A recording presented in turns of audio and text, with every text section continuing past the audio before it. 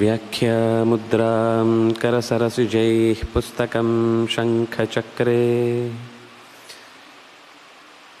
बिभ्रद्भिन्नस्फटिकरुचिरे पुण्डरीके निषण्णः अम्लानश्रीरमृतविषधेरंशुभिः प्लावयन् माम् आविर्भूयादनघमहिमा मानसे वागधीशः रमापतिं पूर्णगुणं मुकुन्दं व्यासं च विज्ञानसहस्रभानुं पूर्णप्रबोधं च सुतत्वदीपं क्रमाद्गुरूंश्च प्रणमामि मूर्ध्ना सर्वेन्द्रियाभिमानिस्थमुख्यप्राणस्थविष्णुना प्रेरितश्रीशतुष्ट्यर्थं करिष्ये कर्म चाखिलं स्वस्त्यस्तु सतां हरिः ओम्। वाल्मीकिर्गौः पुनीयान्नः महीधरपदाश्रया यद्दुग्धमुपजीवन्ति कवयस्तरणका इव। ಖರ ದೂಷಣ ತ್ರಿಶಿರಸ್ ಮೊದಲಾದ ದೊಡ್ಡ ದೈತ್ಯೇಂದ್ರರ ನಾಯಕತ್ವದಲ್ಲಿ 14,000 ದೈತ್ಯ ಸೈನ್ಯ ಏಕಾಕಿಯಾದ ರಾಮನ ಮುಂದೆ ನಿರ್ನಾಮಗೊಂಡಿದೆ.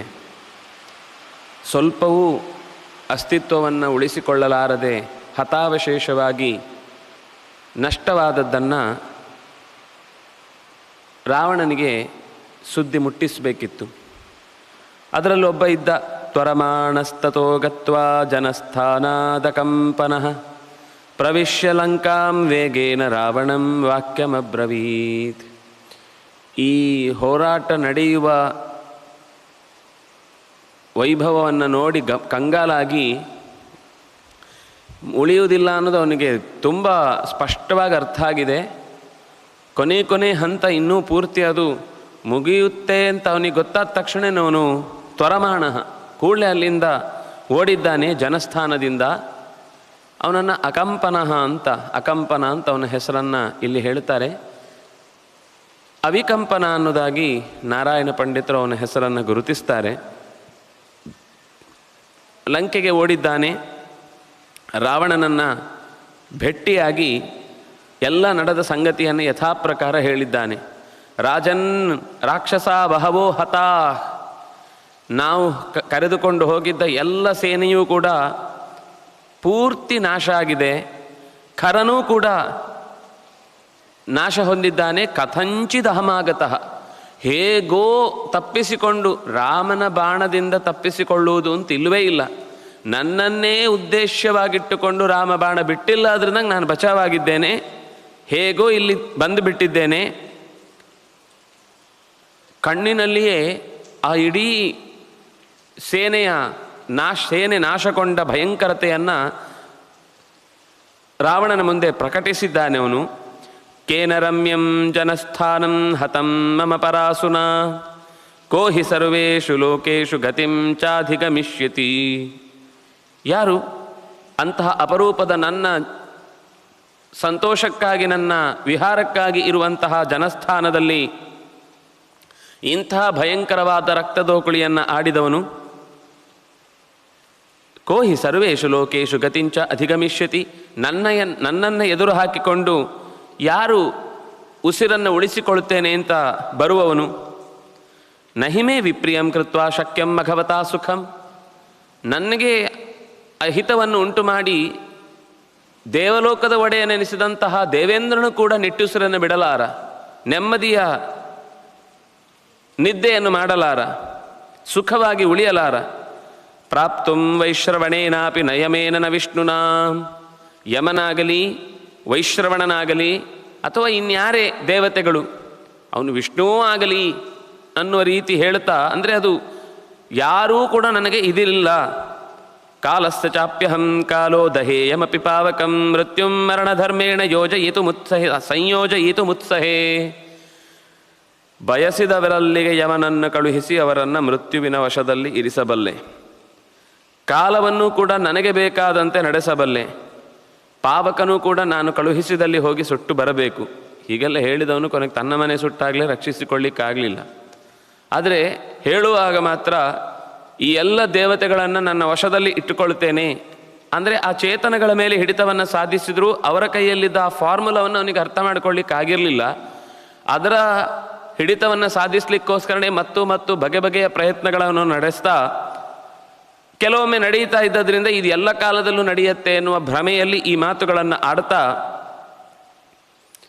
ದಹೇಯಮಪಿ ಸಂಕ್ರುದ್ಧ ತೇಜಸಾದಿತ್ಯ ಪಾವಕವು, ನಾನು ಹೇಳಿದಲ್ಲಿಗೆ ಬೆಳಕು, ನಾನು ಹೇಳಿದಲ್ಲಿಗೆ ಕತ್ತಲೆ, ನಾನು ಹೇಳಿದಲ್ಲಿಗೆ ಅಗ್ನಿಗಳು ಚಲಿಸಿ ನನಗೆ ಕೊಡಬೇಕು ಅಂತ ತೆಗೆದಿಟ್ಟ ಆಹುತಿಗಳನ್ನು, ಅದು ದೇವತೆಗಳಿಗೆ ಅಂತ ತೆಗೆದಿಟ್ಟದ್ದಾದರೂ ತನ್ನ ಹೆಸರು ಹೇಳಿ ಅವುಗಳನ್ನು ಸ್ವೀಕರಿಸಿ, ಹಾಗೆ ಬೀಸಿದ ಗಾಳಿಯೂ ಕೂಡ ತಾನು ಹೇಳಿದಲ್ಲಿಗೆ ನಿಲ್ಲಬೇಕು ಅನ್ನುವ ರೀತಿಯಲ್ಲಿ ನನ್ನ ಸಾಮರ್ಥ್ಯ ಇರುವಾಗ ನನ್ನಂಥವನ ಮಾತನ್ನು ಅಥವಾ ನನ್ನಂಥವನ ಭಯ ಇಲ್ಲದೆ ಮೀರುವುದು ಹೇಗೆ ಸಾಧ್ಯವಾಯಿತು, ಜನಸ್ಥಾನದಲ್ಲಿ ಈ ಅವ್ಯವಸ್ಥೆ ಉಂಟಾದದ್ದು ಹೇಗೆ ಅಂತ ಅತ್ಯಂತ ಕ್ರುದ್ಧನಾಗಿ 10 ತಲೆಯ ರಾವಣ ಅಕಂಪನನ್ನೇ ಕೆಂಗಣ್ಣಿನಿಂದ ಬಿರುಗಣ್ಣಿನಿಂದ ನೋಡ್ತಾ ಹೇಳ್ತಾ ಇದ್ದಾನೆ.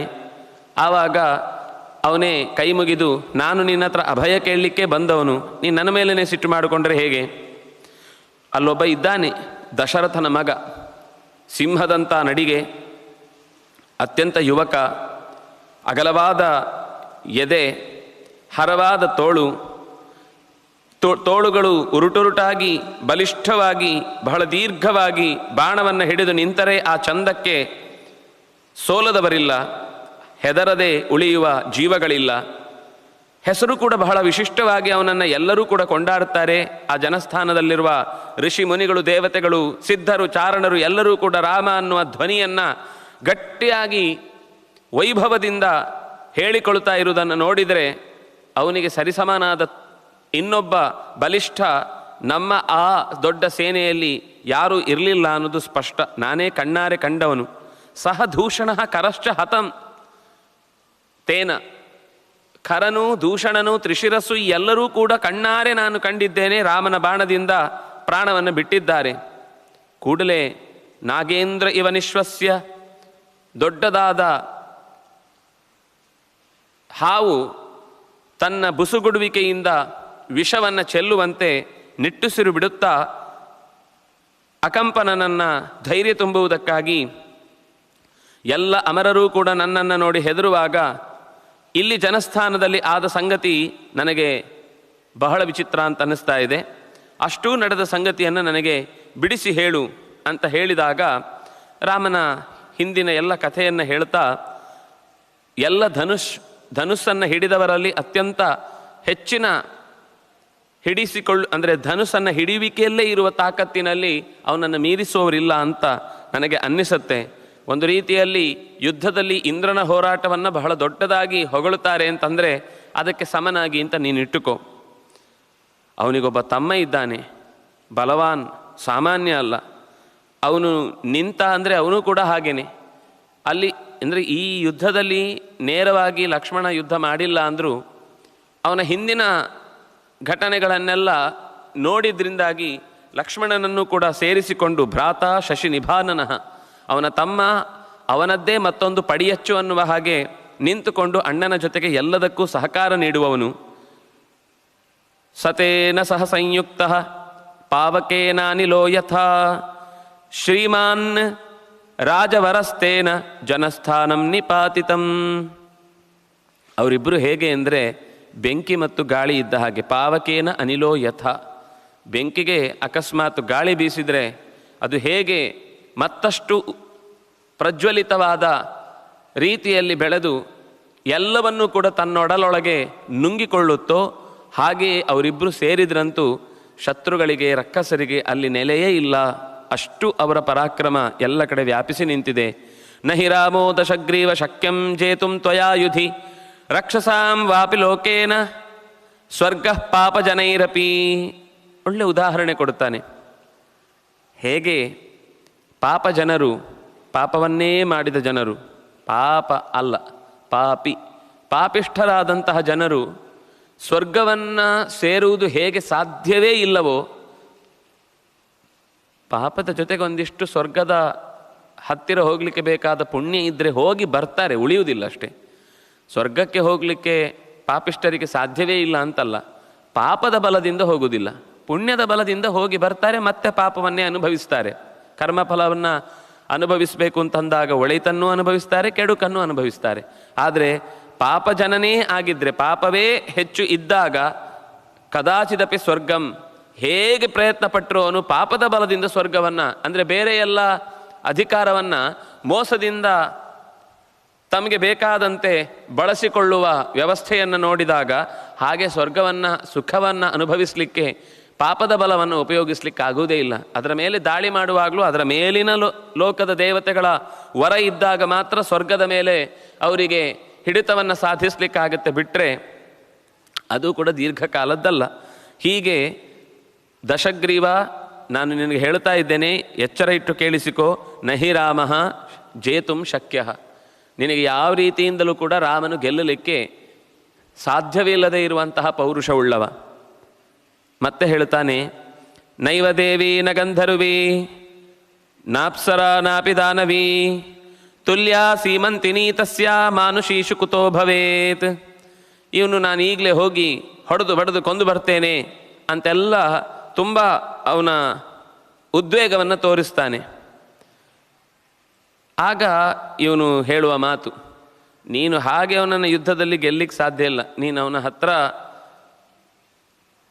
ಬಲಾಬಲವನ್ನು ಪರೀಕ್ಷೆಗೆ ಒಡ್ಡಿ ಗೆದ್ದು ಬರ್ತೇನೆ ಅನ್ನೋದು ಮೂರ್ಖತನದ ಮಾತು. ಇದು ಸುಮ್ಮನೆ ನಾವೇ ಗೊತ್ತಿದ್ದು ಹೋಗಿ ಹಳ್ಳಕ್ಕೆ ಬೀಳುವುದು ಅಂತ. ಅದನ್ನು ಅವನು ಮುಂದೆ ಮತ್ತೂ ಒಂದು ಮಾತು ಬರುತ್ತೆ, ಅತ್ಯಂತ ಕಠೋರವಾದ ಆಶೀವಿಷ ಮುಖಾತ್ ದಂಷ್ಟ್ರಾತ್ ಉದ್ಧರ್ತುಂ ಚೇಚ್ಛತಿ ತ್ವಯ, ಅತ್ಯಂತ ಭಯಾನಕವಾದ ವಿಷವನ್ನು ಕಾರುವಂತಹ ಅತ್ಯಂತ ಕೋರೆ ದಾಡೆಗಳನ್ನು ಹೊಂದಿರುವ ಸರ್ಪದ ಬಾಯಿಗೆ ಕೈ ಹಾಕಿ ಆ ಹಲ್ಲನ್ನು ಕಿತ್ತುಕೊಂಡು ಬರ್ತೇನೆ ಅಂದರೆ ನೀನು ಅಂತಹ ಒಂದು ದುಸ್ಸಾಹಸಕ್ಕೆ ಕೈ ಹಾಕಿದರೆ ಬದುಕುವುದು ಸಾಧ್ಯವೋ? ಹಾಗೆ ಇದು ಕೂಡ ರಾಮನ ಬಳಿಯಲ್ಲಿ ಹೋಗಿ ಯುದ್ಧ ಮಾಡಿ ಶಸ್ತ್ರದಿಂದ ಅವನನ್ನು ಸೋಲಿಸಿ ಅವನ ತಲೆಯನ್ನು ಕಡಿದು ಆಮೇಲೆ ನಾನು ನನ್ನ ವೈಭವವನ್ನು ವಿಜಯದ ವೈಭವವನ್ನು ಆಚರಿಸ್ತೇನೆ ಅಂದರೆ ಅದು ಕನಸೇ, ಸಾಧ್ಯವೇ ಇಲ್ಲ. ಹಾಗಿದ್ರೆ ಏನು ಮಾಡಬೇಕು ಅಂತಲೂ ಅವನೇ ಬುದ್ಧಿವಾದ ಹೇಳ್ತಾನೆ. ಆ ಅವಿಕಂಪನನೇ ಹೇಳಿಕೊಡುವ ಮಾತು. ಅಲ್ಲೊಬ್ಬಳು ಇದ್ದಾಳೆ, ಅವಳು ದೇವತೆಯೂ ಅಲ್ಲ, ಗಂಧರ್ವಿಯೂ ಅಲ್ಲ, ಅಪ್ಸರೆಯೂ ಅಲ್ಲ, ಅಥವಾ ಯಾವುದೋ ದಾನವ ಲೋಕದ ಹೆಣ್ಣುಮಗಳೂ ಅಲ್ಲ.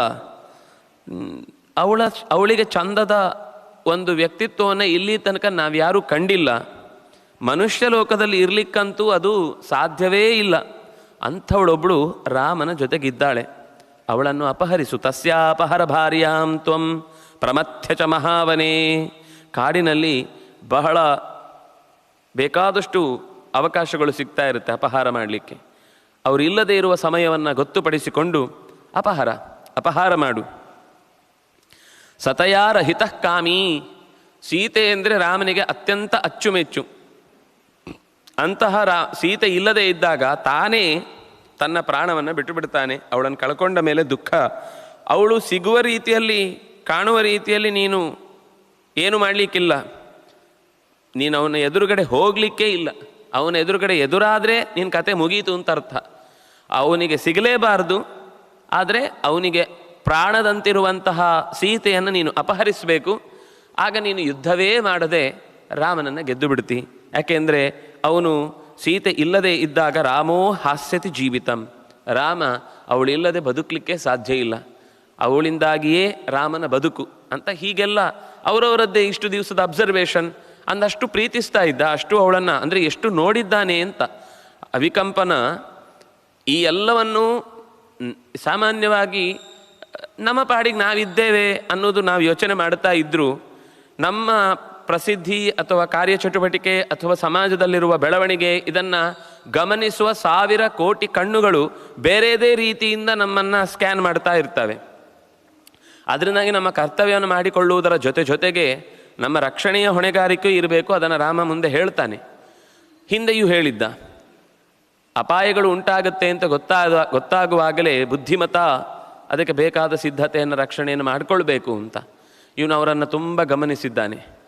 ಯಾಕೆಂದರೆ ಇಲ್ಲಾಂದರೆ ಲಕ್ಷ್ಮಣನ ಯುದ್ಧವನ್ನು ಅವನು ಇಲ್ಲಿ ನೋಡಲೇ ಇಲ್ಲ. ಲಕ್ಷ್ಮಣನ ಯುದ್ಧವೇ ಮಾಡಲಿಲ್ಲ ಅವನು.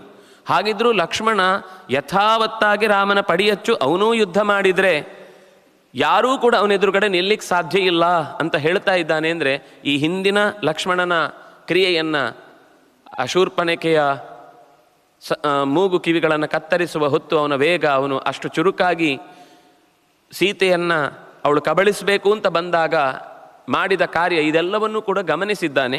ಹೀಗಾಗಿ ಅಲ್ಲಿ ಬಂದು ಹೇಳಿದ. ಅದರಿಂದಾಗಿ ನಿನಗೊಂದೇ ಒಂದು ದಾರಿ, ರಾಮನನ್ನು ನೀನು ಎದುರಿಟ್ಟುಕೊಂಡು ಗೆದ್ದು ಬರ್ತೇನೆ ಅಂತನ್ನೋದು ನಿನಗೆ ಖಂಡಿತ ಆಗದೇ ಇರುವ ಕೆಲಸ. ಇಷ್ಟು ಹೇಳಿದಾಗ ಯೋಚನೆ ಮಾಡಿದ. ಬಾಢಂ ಕಾಲ್ಯಂ ಗಮಿಷ್ಯಾಮಿ ಹ್ಯೇಕಸ್ಸಾರಥಿನಾ ಸಹ ಆನಯಿಷ್ಯಾಮಿ ವೈದೇಹೀಂ ಇಮಾಂ ಹೃಷ್ಟೋ ಮಹಾಪುರೀಂ. ಈ ಲಂಕೆಯನ್ನು ವೈದೇಹಿಯನ್ನು ತುಂಬಿಸಿಕೊಂಡು ಮತ್ತಷ್ಟು ಸಮೃದ್ಧವಾಗಿಸ್ತೇನೆ. ನೀನು ಹೇಳಿದ್ದು ತುಂಬ ಒಳ್ಳೆಯದಾಯಿತು ಬಾಢಂ, ಒಳ್ಳೆಯ ಉಪಾಯ ಕೊಟ್ಟಿದ್ದಿ. ನಿನ್ನಂಥವ್ರು ಇರಬೇಕು ಯಾವಾಗಲೂ ನಮಗೆ ಸಹಾಯಕ್ಕೆ, ಒಳ್ಳೆಯ ಆಲೋಚನೆಗಳನ್ನು ಕೊಡಲಿಕ್ಕೆ. ಆದ್ದರಿಂದಾಗಿ ಈಗಲೇ ನಾನೊಬ್ಬನೇ ಹೋಗ್ತೇನೆ, ಬೇರೆ ಯಾರನ್ನು ಕರ್ಕೊಂಡು ಹೋದರೆ ಈ ಕೆಲಸಗಳನ್ನು ಮಾಡುವಾಗ ಬಹಳ ಜನಕ್ಕೆ ಹೇಳಬಾರ್ದು. ನೀನು ಕೂಡ ಇದರ ವಿಷಯವನ್ನು ನಿನಗೇನು ಗೊತ್ತಿಲ್ಲ, ಇಷ್ಟೇ ಕತೆ, ನೀನು ಹೇಳಿಲ್ಲ, ನಾನು ಕೇಳಲಿಲ್ಲ, ನನಗೂ ನಿನಗೂ ಏನೂ ಸಂಬಂಧವಾಗಿಲ್ಲ, ನೀನು ನನ್ನನ್ನು ನೋಡಿಲ್ಲ, ನಾನು ನಿನ್ನನ್ನು ಮಾತಾಡಿಸಿಲ್ಲ, ಹೊರಟೋಗಿಲ್ಲಿಂದ ಅಂತ ಹೀಗೆ ಕಳುಹಿಸಿದ್ದಾನೆ. ತಾನೇ ಸ್ವಯಂ ಯೋಚನೆ ಮಾಡಿ ಅವಳನ್ನು ಕರ್ಕೊಂಡು ಬರ್ತೇನೆ ಅಂತ ಹೊರಡುತ್ತಾನೆ. ಹೊರಟು ನೇರವಾಗಿ ಸಮಾರೀಚಾಶ್ರಮ ಪದಂ ತಾಟಕೇಯಂ ಉಪಾಗಮತ್ ಮಾರೀಚೇನಾರ್ಚಿತೋ ರಾಜ ಭಕ್ಷ್ಯ ಭೋಜ್ಯ ರಮಾನುಷೈ. ಸೀದಾ ಅಲ್ಲಿಂದ ಮಾರೀಚನ ಆಶ್ರಮಕ್ಕೆ ಬಂದಿದ್ದಾನೆ. ಅವನು ಗೋವೆಯ ಬಳಿಯ ಸಮುದ್ರಕ್ಕೆ ಬಿದ್ದಿದ್ದಾನೆ ಹಿಂದೆ. ಅಲ್ಲೇ ಇನ್ನೂ ಯಾವ ಕಾರಣಕ್ಕೂ ರಾಮ ಇರುವ ಕಡೆಗೆ ತಲೆಯೂ ಹಾಕದಂತೆ ಇರ್ತೇನೆ ಅಂತ ಅಂದುಕೊಂಡು ಆಶ್ರಮದಲ್ಲಿ ಕಪಟ ಸನ್ಯಾಸಿಯಾಗಿ ಬದುಕ್ತಾ ಇದ್ದಾನೆ. ಆಶ್ರಮದಲ್ಲಿ ಕೂತಿದ್ದನ್ನು ರಾವಣ ಗಮನಿಸಿದ್ದಾನೆ. ಅವನನ್ನು ಹೋಗಿ ಮಾತನಾಡಿಸ್ತಾನೆ. ಬಹಳ ಸಂತೋಷ ಆಯಿತು ಮಾರೀಚನಿಗೆ. ಓಹ್, ಬಹಳ ದಿವಸಗಳ ಬಳಿಕ ನಿನ್ನ ಭೇಟಿಯಾಯಿತು ಅಂತ ಹೇಳಿ ಅವನನ್ನು ಭಕ್ಷ್ಯಭೋಜ್ಯೈಹಿ ಅಮಾನುಷೈಹಿ, ಮನುಷ್ಯರು ತಿನ್ನಲಿಕ್ಕೆ ಸಿಗದ, ಮನುಷ್ಯರಿಗೆ ಸಿಗದೇ ಇರುವ ಅಪರೂಪದ ಅನೇಕ ಹಣ್ಣು ಹಂಪಲುಗಳನ್ನು, ಭಕ್ಷ್ಯ ಭೋಜ್ಯಗಳನ್ನು ಇತ್ತು ರಾವಣನನ್ನು ತೃಪ್ತಿಪಡಿಸಿದ್ದಾನೆ. ಸ್ವಯಂ ಪೂಜೆಯಿತ್ವಾತು, ತಾನೇ ನೇರವಾಗಿ ಅವನಿಗೆ ಆತಿಥ್ಯವನ್ನು ಮಾಡಿದ್ದಾನೆ. ಅರ್ಥೋಪಹಿತಯಾ ವಾಚ ಮಾರೀಚೋ ವಾಕ್ಯಮಬ್ರವೀತ್. ಮಾರೀಚ ಯಥಾವತ್ತಾಗಿ ಬಂದವರನ್ನು ಮಾತನಾಡಿಸುವ ನೆಪದಲ್ಲಿ ಕೇಳ್ತಾನೆ. ಎಲ್ಲ ಕ್ಷೇಮ ತಾನೆ, ನೀನು ಎಲ್ಲ ರಾಕ್ಷಸರಿಗೆ ಒಡೆಯನಾಗಿ ನಿನ್ನ ಪರಿಸರದಲ್ಲಿ ಯಾವುದೇ ತೊಂದರೆಗಳಾಗಿಲ್ಲ ಅಂತ ನಾನು ನಂಬುತ್ತೇನೆ. ಆದರೆ ನೀನು ಬಂದಿರುವ ಗಡಿಬಿಡಿ, ನಿನ್ನ ಮುಖದಲ್ಲಿರುವ ಒಂದಿಷ್ಟು ಆತಂಕ, ಇದನ್ನು ಗಮನಿಸಿದಾಗ ಬಹಳ ಅಪಾಯ ಆಗಿರಲಿಕ್ಕಿಲ್ಲ. ಆದರೂ ಏನೋ ನನ್ನನ್ನು ಹುಡುಕಿಕೊಂಡು ಬಂದಿದ್ದಿ ಅಂದರೆ, ಯಾವತ್ತೂ ಬಾರದವ ಇಲ್ಲಿ ತನಕ ಬಂದಿದ್ದಿ ಅಂದರೆ ಏನೋ ವಿಶೇಷ ಇರಬೇಕು, ಅದನ್ನು ನೀನು ಹೇಳ್ಬೋದು ಅಂತ ಹೇಳಿದಾಗ, ಆರಕ್ಷೋ ಮೇ ಹತಸ್ತಾತ ರಾಮೇಣ ಕ್ಲಿಷ್ಟಕರ್ಮಣ ಜನಸ್ಥಾನಂ ಅವಧ್ಯಂ ತತ್ ಸರ್ವಂ ಯುಧಿ ನಿಪಾತಿತಂ. ಅವಧ್ಯಂ, ಅಲ್ಲಿ ನಮ್ಮವರ ಬಲ ಇತ್ತು, ನಮ್ಮವರೇ ಅಲ್ಲಿ ತಲೆ ಎತ್ತಿ ನಡೆಯುವಂತಿತ್ತು. ಋಷಿಗಳು ಗಂಧರ್ವರು ಯಾರೂ ಕೂಡ ಅಲ್ಲಿ ಓಡಾಡುವುದಲ್ಲ. ಅವರು ಉಸಿರು ಆಚೆಗೆ ಬಿದ್ದರೆ ಅವರು ಎಲ್ಲಿಂದ ಉಸಿರಾಡಿದ್ದರೋ ಅಲ್ಲಿಯ ಮೂಗೆ ಬಂದಾಗುವಷ್ಟು ನಮ್ಮ ಸಾಮರ್ಥ್ಯ ಇತ್ತು. ಆದರೆ ಇವತ್ತು ಆ ಜನಸ್ಥಾನ ನಮ್ಮ ಕೈ ತಪ್ಪಿದೆ. ನಮ್ಮ ವಶದಲ್ಲಿದ್ದ ಆ ಸ್ಥಾನಕ್ಕೆ ಬೇರೆಯವರ ಹೆಸರು ತಳುಕು ಹಾಕಿಕೊಂಡಿದೆ. ಅಷ್ಟೇ ಅಲ್ಲ, ಮೇ ಆರಕ್ಷಃ ಹತಃ, ನನ್ನ ಸೇನಾಬಲ ಪೂರ್ತಿ ಧೂಳಿಪಟಾಗಿ ಹೋಗಿದೆ. ಸ್ವಲ್ಪವೂ ಕೂಡ ಅಲ್ಲಿ ಯಾರೂ ಕೂಡ ನಮ್ಮವರೀಗ ಉಸಿರಾಡಲಿಕ್ಕಾಗದೇ ಇರುವಷ್ಟು ಬೆದರಿಕೊಳ್ಳುವ ಪರಿಸ್ಥಿತಿ ಎದುರಾಗಿದೆ. ನನ್ನವರನ್ನು ಕಳ್ಕೊಂಡಿದ್ದೇನೆ, ಎಲ್ಲವೂ ಯುದ್ಧದಲ್ಲಿ ನಾಶ ಆಯಿತು. ತಸ್ಯ ಮೇ ಕುರು ಸಾಚಿವ್ಯಂ ತಸ್ಯ ಭಾರ್ಯಾಪಹರಣೆ ರಾಕ್ಷಸೇಂದ್ರವಚ ಶ್ರುತ್ವಾ ಮಾರೀಚೋ ವಾಕ್ಯಮಬ್ರವೀತ್. ಅದರಿಂದಾಗಿ ನನಗೊಂದು ನೀನು ಸಹಾಯ ಮಾಡಬೇಕು. ಕುರು ಸಾಚಿವ್ಯಂ, ನೀನೇ ಆ ಕಾರ್ಯದಕ್ಷತೆಯಿಂದ ನನ್ನ ಕೆಲಸವನ್ನು ಮಾಡಿಕೊಡಬೇಕು. ಏನು ಮಾಡಬೇಕು? ತಸ್ಯ ಭಾರ್ಯಾಪಹರಣೆ, ಅವನ ಹೆಂಡತಿಯನ್ನು ಅಪಹರಿಸಬೇಕು. ಹಾಗೆ ಕೊಂದವನು ರಾಮಚಂದ್ರ. ರಾಕ್ಷಸೇಂದ್ರ ವಚಶ್ರುತ್ವ ಮಾರೀಚೋ ವಾಕ್ಯಮಬ್ರವೀತ್ ಅಂದರೆ ಅವನಿಗೆ ರಾಮ ಅಂತ ಹೇಳಲೇ ಇಲ್ಲ. ಅಲ್ಲಿ ಜನಸ್ಥಾನದಲ್ಲಿರುವ ರಾಕ್ಷಸರ ಪಡೆ ನಿರ್ನಾಮಗೊಂಡಿದೆ, ನನ್ನ ಹೆಸರು ಅಲ್ಲಿ ಇನ್ನೂ ಸ್ವಲ್ಪವೂ ಉಳಿಲಿಕ್ಕೆ ಸಾಧ್ಯ ಇಲ್ಲ ಅಂತ ಅವನು ಇಷ್ಟೇ ಹೇಳಿದ್ದು. ರಾಮ ಕೊಂದಿದ್ದಾನೆ ಅನ್ನುವ ಮಾತನ್ನು ಏನೂ ಹೇಳಲೇ ಇಲ್ಲ. ಅಷ್ಟರಲ್ಲೇ ತ್ವಯಾ ರಾಕ್ಷಸ ಶಾರ್ದೂಲ ಕೋನ ನಂದತಿ ನಿಂದಿತಃ ಆಖ್ಯಾತ ಕೇನ ಸೀತಾ ಸಾ ಮಿತ್ರರೂಪೇಣ ಶತ್ರುಣ. ಮಾರೀಚ ಒಂದೇ ಮಾತು ಹೇಳ್ತಾನೆ. ಆ ಒಂದು ಮಾತಿನಲ್ಲಿ ಬಹುಶಃ ರಾವಣ ಚೂರು ಬುದ್ಧಿವಂತ ಆಗಿದ್ರೆ ಅವನು ಈ ಉಪಾಯವನ್ನು ಬಿಟ್ಟುಬಿಡ್ತಿದ್ದ, ಕೈ ಹಾಕ್ತಿರ್ಲಿಲ್ಲ. ಅವನು ಹೇಳಿದ್ದೇನು ಅಂದರೆ, ನನಗೆ ಸೀತೆಯ ಅಪಹಾರ ಮಾಡಬೇಕು ಅಂತ ನಿನಗೆ ಈ ಐಡಿಯಾ ಕೊಟ್ಟವನು ಯಾರು ಹೇಳು? ಅವನು ಖಂಡಿತ ನಿನಗೆ ಗೆಳೆಯ ಅಲ್ಲ, ಮಿತ್ರ ರೂಪೇಣ ಶತ್ರುಣ, ಅವನು ಶತ್ರು ರೂಪದಲ್ಲಿರುವ ನಿನ್ನ ಗೆಳೆಯ ಅಷ್ಟೇ. ಬಹುಶಃ ನಿನ್ನನ್ನು ಹೇಗಾದರೂ ಮಾಡಿ ನಾಶ ಮಾಡಬೇಕು ಅಂತ ನಿನ್ನ ಜೊತೆಗೇ ಸೇರಿಕೊಂಡು ನಿನ್ನನ್ನೇ ನಿರ್ನಾಮ ಮಾಡಲಿಕ್ಕೆ ಹೊರಟಿರುವಂತಹ ಉಪಾಯಶಾಲಿ ಅವನು. ಖಂಡಿತ ನಿನಗೆ ಉಚಿತವಾದದ್ದನ್ನು ಹೇಳಿದ್ದಲ್ಲ ಅವನು. ಏನು ಯಾವ ರೀತಿಯ ಉಪಾಯವನ್ನು ಹೂಡಿದ್ದಾನೆ? ಆಯಿತು, ನಿನ್ನ ಕಥೆ ಇಲ್ಲಿಗೆ ಮುಗೀತು ಅಂತ ಅರ್ಥ. ಸೀತಾಂ ಇಹಾನಯಸ್ವೇತಿ ಕೋ ಬ್ರವೀತಿ ಬ್ರವೀಹಿಮೆ. ಯಾರಾದರೂ ಸ್ವಲ್ಪ ರಾಮನ ಬಗ್ಗೆ ಎಚ್ಚರ ಇದ್ದವರು, ಅವನು ರಾಮ ಶಬ್ದವನ್ನು ಹೇಳುವುದಿಲ್ಲ, ಸೀತಾಪಹರಣದ ಬಗ್ಗೆ 10 ಸಲ 100 ಸಲ 1000 ಸಲ ಯೋಚಿಸಿದರೂ ಕೂಡ ಮಾಡು ಅಂತ ಯಾರೂ ಕೂಡ ಹೇಳಲಿಕ್ಕೆ ಸಾಧ್ಯ ಇಲ್ಲ. ಅಂಥ ಒಂದು ತಲೆಕೆಟ್ಟ ಉಪಾಯವನ್ನು ನಿನ್ನ ತಲೆಯೊಳಗೆ ತುಂಬಿ ನಿನ್ನನ್ನು, ನಿನ್ನ ಸಾಮರ್ಥ್ಯವನ್ನು ಎಲ್ಲವನ್ನೂ ಗಾಳಿಗೆ ಹಿಡಿಯುವ ಧೂಳೀಪಟಗೊಳಿಸುವ ಆಲೋಚನೆಯಿಂದ ಈ ಮಾತು ಬಂದಿದೆ ಅಂತ ಹೀಗೆ ಮಾರೀಚ ನೇರವಾಗಿ ಈ ವಿಷಯವನ್ನು ನಿರೂಪಣೆ ಮಾಡ್ತಾನೆ. ರಕ್ಷೋ ಲೋಕಸ್ಯ ಸರ್ವಸ್ಯ ಕಶೃಂಗಂ ಚೆತ್ತುಮಿಚ್ಛತಿ ಪ್ರೋತ್ಸಾಹಯತಿ ಕಶ್ಚತ್ವಾಂ ಸಹಿ ಶತ್ರುರ ಸಂಶಯ. ಅಲ್ಲ, ನೀನು ಇಡೀ ರಾಕ್ಷಸ ಕುಲದ ಒಡೆತನವನ್ನು ನಡೆಸ್ತಾ ಇದ್ದಿ ಅಂತ ಅನ್ನೋದು ಎಲ್ಲ ಹೆಮ್ಮೆ. ಆ ಹೆಮ್ಮೆಯನ್ನೇ ಬೇರು ಸಹಿತ ಕಿತ್ತು ಹಾಕುವಂತಹ ಉಪಾಯವನ್ನು ನಿನ್ನ ತಲೆಯೊಳಗೆ ಹೊಕ್ಕಿಸಿದ್ದಾನೆ ಅಂದರೆ ಅವನು ನಿನಗೆ ಖಂಡಿತ ಯಾರು ಪ್ರೋತ್ಸಾಹ ಮಾಡ್ತಾರೆ ನಿಜವಾಗಿ ಇಂತಹ ಕೆಟ್ಟ, ಅವನು ಶತ್ರುನೇ, ಸಹಿ ಶತ್ರು ರಸಂಶಯ. ಅವನು ನಿನಗೆ ನಾನು ಮಿತ್ರ ರೂಪೇಣ ಶತ್ರು ಅಂತ ಹೇಳ್ತಾ ಇದ್ದೇನೆ, ಅವನು ಮಿತ್ರನೂ ಅಲ್ಲ, ನಿನಗೆ ಖಂಡಿತ ಶತ್ರುವೇ ಇದ್ದಾನೆ. ಕರ್ಮಣ ಕೇನ ಕೇನಾಸಿ ಕಾಪತಂ ಪ್ರತಿಪಾದಿತ ಸುಖ ಸುಪ್ತಸ್ಯ ತೇ ರಾಜನ್ ಪ್ರಹೃತಂ ಕೇನ ಮೂರ್ಧನಿ. ಇಂಥ ಸುಖವಾಗಿ ನಿನ್ನ ಕೆಲಸದಲ್ಲಿ ನಿನ್ನ ಕಾರ್ಯದಲ್ಲಿ ಸಂತೋಷವನ್ನು ಅನುಭವಿಸ್ತಾ ಇದ್ದವನ ತಲೆಯೊಳಗೆ ಇಂತಹ ಪ್ರಹೃತಂ ಕೇನ ಮೂರ್ಧನಿ, ಈ ತಲೆಯೊಳಗೆ ಇಂಥ ಬೇಡವಾದದ್ದನ್ನು ಅದನ್ನು ನೀನು ತುಂಬಿಸಿಕೊಳ್ಳಿಕ್ಕಾದರೂ ಹೇಗೆ ಅಪೇಕ್ಷೆ ಪಟ್ಟಿ? ಆಯಿತು, ನಾನು ಏನು ಹೇಳುವುದು? ಪ್ರಸೀದ ಲಂಕೇಶ್ವರ ರಾಕ್ಷಸೇಂದ್ರ ಲಂಕಾ ಪ್ರಸನ್ನೋ ಭವ ಸಾಧು ಗಚ್ಚ ತ್ವಂ ಸ್ವೇಷು ದಾರೇಷು ರಮಸ್ವ ನಿತ್ಯಂ ರಾಮಸಭಾರ್ಯೋ ರಮತಾಂ ವನೇಷು. ಆ ದಶರಥನ ಮಗ ಸೀತೆಯ ಜೊತೆಗೆ ಅವನ ಹೆಂಡತಿಯ ಜೊತೆಗೆ ಸುಖವಾಗಿ ಇರುವ ತನಕ ನೀನು ಕೂಡ ಸುಖವಾಗಿರ್ತಿ. ಹೋಗು, ಲಂಕೆಗೆ ಹೋಗು. ಸ್ವೇಷು ದಾರೇಷು ರಮಸ್ವ, ನಿನ್ನ ಹೆಂಡಂದಿರಲ್ಲೇ ನೀನು ಸಂತೋಷ ಪಡು. ನಾನು ಹೇಳ್ತಾ ಇದ್ದೇನೆ, ಪ್ರಸೀದ, ದಯವಿಟ್ಟು ನನ್ನ ಮಾತನ್ನು ಗಂಭೀರವಾಗಿ ಸ್ವೀಕರಿಸು. ಇದರಲ್ಲಿ ನಾನು ನಿನ್ನ ಮೇಲೆ ಈರ್ಷೆಯಿಂದ ನೀನೇನೋ ಗೆದ್ದು ಬಿಟ್ಟು ಅಂಥ ಸುಂದರವಾದ ಹೆಣ್ಣಿನ ಜೊತೆಗೆ ಬದುಕು ನಡೆಸುವುದನ್ನು ನಾನು ಆಕ್ಷೇಪಿಸ್ತಾ ಇದ್ದೇನೆ. ನನಗೆ ಸಿಕ್ಕತ್ತು ಇವನಿಗೆ ಹೇಗೆ ಸಿಗಬೇಕು ಅಂತ ಬೇಸರ ಪಟ್ಟುಕೊಂಡು ಹೇಳ್ತೇನೆ ಅಂತ ಹೇಳ್ತಾ ಇಲ್ಲ. ಆದರೆ ಲಂಕವೂ ಉಳಿಬೇಕು, ಲಂಕೆಯ ಜೊತೆಗೆ ನಿನ್ನವರು ಉಳಿಬೇಕು, ನಿನ್ನ ಜೊತೆಗೆ ನೀನು ಉಳಿಬೇಕು, ನಿನ್ನ ಜೊತೆಗೆ ನಿನ್ನ ಈ ಎಲ್ಲ ಸಾಮ್ರಾಜ್ಯ ನಿನ್ನ ಹೆಸರಿನಲ್ಲೇ ಉಳಿಬೇಕು, ಹೀಗೆ ಮುಂದುವರಿಬೇಕು. ಇದಕ್ಕೋಸ್ಕರ ಹೇಳ್ತಾ ಇದ್ದೇನೆ, ರಾಮ ಸಭಾರ್ಯ ರಮತಾಂ ವನೇಶು, ಅವನಲ್ಲೇ ಸಂತೋಷ ಪಡಲಿ. ಆಗ ಮಾರೀಚನ ಮಾತುಗಳನ್ನು ಕೇಳಿಸಿಕೊಂಡು ಏನು ಮಾಡೋದು ಅಂತ ತಲೆಯೊಳಗೆ ಉಪಾಯ ಹೊಳಿಲಿಲ್ಲ. ಅವನು ಹೇಳಿದ ಮೇಲೆ ಹಾಗೆ ಅಂತ ಅನ್ನಿಸಿ ನ್ಯವರ್ತತ ಪುರೀಂ ಲಂಕಾಂ ವಿವೇಶ ಚ ಗೃಹೋತ್ತಮಂ, ವಾಪಸ್ಸು ಸೀದಾ ಲಂಕೆಗೆ ಹೋದ. ಇಷ್ಟಾದ ಮೇಲೆ ಮತ್ತೆ ಶೂರ್ಪನಖೆ ಬಂದ್ಲು. ತತಃ ಶೂರ್ಪನಖೀ ದೃಷ್ಟ್ವಾ ಸಹಸ್ರಾಣಿ ಚತುರ್ದಶ ಹತಾನ್ಯೇಕೇನ ರಾಮೇಣ ರಕ್ಷಸಾಂ ಭೀಮಕರ್ಮಣ. ಅಡಗಿ ನಿಂತು ರಾಮನ ಪೌರುಷವನ್ನು ಕಂಡು ಬೆಜ್ಜರ ಬಿದ್ದಿದ್ದಾಳೆ, ಗಾಬರಿಗೊಂಡಿದ್ದಾಳೆ. ಎದುರು ಬರಲೇ ಇಲ್ಲ. ಕಣ್ಣಾರೆ ದೂಷಣ ಖರ ತ್ರಿಶಿರಸ್ಗಳ ತಲೆಗಳು ಆಕಾಶದಲ್ಲಿ ನೆಗೆದು ರಕ್ತ ಚಿಮ್ಮಿ ತನ್ನ ಮೈ ಮೇಲೆ ಬಿದ್ದಾಗ ತಾನೇ ಪ್ರಾಣವನ್ನು ಬಿಟ್ಟೇನೋ ಅನ್ನುವಷ್ಟು ಭಯ ಅವಳನ್ನು ಆವರಿಸಿಕೊಂಡಿತು.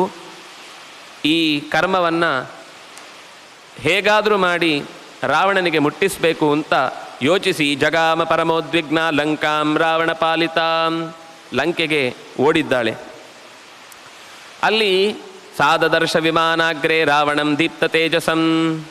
ವಿಮಾನದಲ್ಲಿ ಮೇಲ್ಗಡೆ ಕೂತ್ಕೊಂಡು ವಿಹಾರದಲ್ಲಿ ಓಡಾಡ್ತಾ ಇದ್ದಾನೆ ರಾವಣ. ಅವನು ಮರ್ತು ಬಿಟ್ಟಿದ್ದಾನೆ, ಈ ಘಟನೆ ನಡೆದು ಸ್ವಲ್ಪ ದಿವಸಗಳಾಗಿದೆ. ಅವನ ಪಾಡಿಗೆ ಯಾವುದೋ ಕೆಲಸದಲ್ಲಿದ್ದಾನೆ. ಉಪೋಪವಿಷ್ಟಂ ಸಚಿವೈಹಿ ಮರುದ್ಭಿರಿವ ವಾಸವಂ.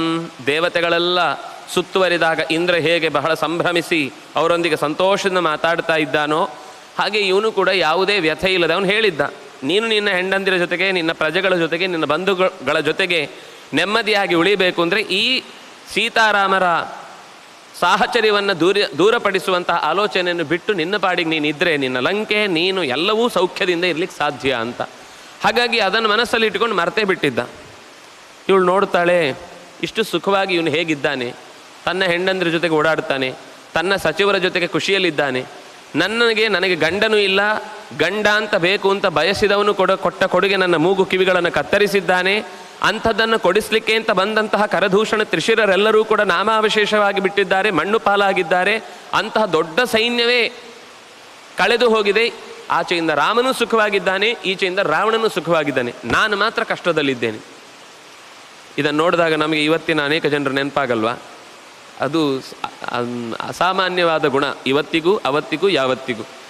ಅವರು ಸುಖವಾಗಿದ್ದಾರೆ, ಇವರು ಸುಖವಾಗಿದ್ದಾರೆ, ನಾವು ಮಾತ್ರ ಕಷ್ಟದಲ್ಲಿದ್ದೇವೆ. ಅದರಿಂದಾಗಿ ಈ ಕಷ್ಟ ಅವರು ಅನುಭವಿಸಬೇಕು, ಅವರು ಈ ಸುಖದಲ್ಲಿ ಇರಬಾರ್ದು ಅನ್ನುವುದು ಅವಳ ತಲೆಯೊಳಗೆ ಗಾಢವಾಗಿ ಉಳಿದು ಬಿಟ್ಟಿತು. ಹಾಗಾಗಿ ಯೋಚಿಸ್ತಾ ಅವನ ವರ್ಣನೆ ಮಾಡ್ತಾ ಬರ್ತಾರೆ. ಅವನು ಹೇಗಿದ್ದ ಅಂತ ಅವಳು ನೋಡಿ ನೋಡಿ ನೋಡಿ ನೋಡಿ ಕರಗುತ್ತಾಳೆ. ಹೀಗೆ ಇಷ್ಟು ಸುಖವಾಗಿದ್ದಾನ? ಆಸೀನಂ ಸೂರ್ಯ ಸಂಕಾಶೆ ಕಾಂಚನೆ ಪರಮಾಸನೆ. ಬಂಗಾರದ ದೊಡ್ಡ ಆಸನದಲ್ಲಿ ಕೂತಿದ್ದಾನೆ. ಸೂರ್ಯನೇ ಈಗಲೇ ಮೂಡನ ದಿಕ್ಕಿನಿಂದ ಬಂದಂತಿದ್ದಾನೆ. ಪ್ರತಿಷ್ಠೆಗೊಳಿಸಿದ ಅಗ್ನಿಯಂತಿದ್ದಾನೆ. ದೇವಗಂಧರ್ವ ಋಷಿಗಳ ನಡುವಿನ ಒಂದು ಅತ್ಯಂತ ಎತ್ತರದ ಸ್ಥಾನದಲ್ಲಿ ಯಾರಿಂದಲೂ ಸೋಲದೆ ಅತ್ಯಂತ ವಿಚಿತ್ರವಾದಂತಹ ರೀತಿಯಲ್ಲಿ ಅನೇಕ ಹೂಗಳ ನಡುವೆ ಕಮಲ ಹೇಗೆ ಕೊಳದಲ್ಲಿ ಶೋಭಿಸುತ್ತೋ ಹಾಗೆ ಶೋಭಿಸ್ತಾ ಇದ್ದಾನೆ. ಅಸುರರು ದೇವತೆಗಳು ಎಲ್ಲರೂ ಕೂಡ ಕೆಲವರೆಲ್ಲ ಅನಿವಾರ್ಯವಾಗಿ ಅವನ ಸೇವೆಗಾಗಿ ಅಲ್ಲಿ ಬಂದು ನಿಂತಿದ್ದಾರೆ. ಹೀಗೆ ಇಂತಹ ವಿಚಿತ್ರವಾದ ರೀತಿಯಲ್ಲಿ ಅವನ ವೈಭವವನ್ನು ಕಂಡು ಸ್ನಿಗ್ಧ ವೈಢೂರ್ಯ ಸಂಕಾಶಂ, ಬಗೆ ಬಗೆಯ ಅಪರೂಪದ ಮುತ್ತು ರತ್ನಗಳಿಂದ ಕೂಡಿದ ಮನೆಗಳಲ್ಲಿ ಓಡಾಡ್ತಾನೆ, ಮಹಲುಗಳಲ್ಲಿ ತಿರುಗಾಡುತ್ತಾನೆ, ಬಗೆ ಬಗೆಯ ಚಂದದ ಹುಡುಗಿಯರ ಜೊತೆಗೆ ಕುಣಿದಾಡುತ್ತಾನೆ. ಅಷ್ಟೇ ಅಲ್ಲ, ಕೇಳಿದ್ದನ್ನೆಲ್ಲ ಕೂಡಲೇ ಕೆಲವರು ತಂದುಕೊಟ್ಟು ಅವನನ್ನು ತೃಪ್ತಿಪಡಿಸ್ತಾ ಇದ್ದಾರೆ. ಹೀಗೆ ಅನ್ಯೈಶ್ಚ ಶಸ್ತ್ರಪ್ರಹಾರೈಶ್ಚ ಮಹಾಯುದ್ಧೇಶು ತಾಡಿತಂ ಆಹತಾಂಗಂ ಸಮಸ್ತೈಶ್ಚ ದೇವಪ್ರಹರಣೈಸ್ತಥಾ ಅಕ್ಷೋಭ್ಯಾಣಾಂ ಸಮುದ್ರಾಣಾಂ ಕ್ಷೋಭಣಂ ಕ್ಷಿಪ್ರಕಾರಿಣಾಂ. ಇಷ್ಟು ದೇವತೆಗಳ ನಡುವಿನ ಹೋರಾಟದಲ್ಲಿ ಇಷ್ಟೆಲ್ಲ ಒಂದು ಕಡೆಯಿಂದ ಸಹಾಯ ಅವರಿಂದ ಪಡಿತಾ ಇದ್ದರು, ಮತ್ತೊಂದು ಕಡೆಯಿಂದ ದೈತ್ಯರ ನಡುವೆ ದೇವತೆಗಳಿಗೆ ಅಲ್ಲಲ್ಲಿ ಯುದ್ಧ ನಡೀತಾ ಇರುವಾಗ ರಾವಣ ಅಲ್ಲಿ ಬಂದು ನಿಂತ ಅಂದರೆ ಆ ಯುದ್ಧಕ್ಕೆ ಮತ್ತೆ ಮುಂದುವರಿಕೆ ಇಲ್ಲವೇ ಇಲ್ಲ, ಅಲ್ಲಿಗೆ ನಿಂತು ಹೋಗ್ತಿತ್ತು. ಕ್ಷೇಪ್ತಾರಂ ಪರ್ವತೇಂದ್ರಾಣಾಂ ಸುರಾಣಾಂಚ ಪ್ರಮರ್ದನಂ ಉಚ್ಛೇತ್ತಾರಂಚ ಧರ್ಮಾಣಾಂ ಪರದಾರಾಭಿಮರ್ಶನಂ. ಅವನನ್ನು ಹೇಗೆ ನೋಡ್ತಾ ಇದ್ದಾರೆ ಅಂದರೆ ಅಕ್ಷೋಭ್ಯಾಣಾಂ ಸಮುದ್ರಾಣಾಂ ಕ್ಷೋಭಣಂ ಕ್ಷಿಪ್ರಕಾರಿಣಂ. ಜೋರಾಗಿ ಹರಿತಾ ಇದ್ದಂತಹ, ವೇಗವಾಗಿ ಹರಿತಾ ಇದ್ದಂತಹ ನದಿಯು ಕೂಡ ಇವನು ಬಂದಾಗ ಮೆಲ್ಲನೆ ಆಗ್ತಾ ಇತ್ತು. ಅಥವಾ ಇವನೇ ಬಯಸಿ ಇವನು ನಿಂತಿದ್ದಾನೆ, ಏನು ತೊಂದರೆ ಮಾಡಬಾರ್ದು ಅಂತ ಅಕಸ್ಮಾತು ತೆರೆಗಳನ್ನೆಲ್ಲ ಪಕ್ಕಕ್ಕಿಟ್ಟು ಸಮುದ್ರ ಮೆತ್ತಗಾದರೆ ಬೇಕು ಅಂತ ತನ್ನ 20 ತೋಳುಗಳನ್ನು ಒಮ್ಮೆಲೆ ಬೀಸಿ ಸಮುದ್ರದಲ್ಲಿ ಕ್ಷೋಭೆಯನ್ನು ಎಬ್ಬಿಸ್ತಾ ಇದ್ದ.